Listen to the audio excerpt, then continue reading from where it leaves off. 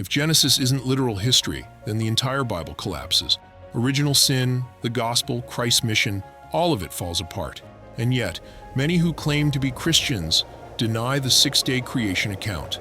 Let's break this down. No literal Genesis. No original sin. Genesis 3 tells us how sin entered the world, through Adam's disobedience. If Adam and Eve were just symbolic, then sin becomes just an idea, not a real event. And if sin isn't real, why do we need a savior? Paul ties Adam's fall directly to Christ's work. If there was no Adam, Paul was either misled or lying. But if Adam was real, then sin is real, and we need a real savior. If Genesis isn't true, the Bible has no authority. Jesus himself quoted Genesis as literal history. In Matthew 19:4-5, he says, "Have you not read that he who created them from the beginning made them male and female?"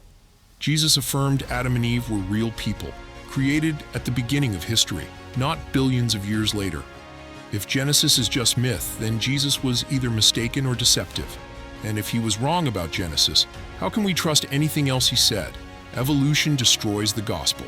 The gospel is built on two key figures: the first Adam, who brought sin, and the last Adam, Jesus Christ, who brought salvation. If Adam isn't real, the entire comparison collapses. No Adam, no fall. No fall.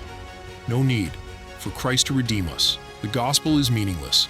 Death before sin, that's a problem. Evolution teaches that death existed for millions of years before humans. But Genesis says death came after Adam sinned. If death existed before sin, then it wasn't a consequence of sin at all. That means Jesus died for nothing. The entire reason for the cross disappears. The character of God is at stake. Genesis 1:31 says God saw all he had made, and it was very good. If God used millions of years of suffering, extinction, and struggle to create life, how is that very good?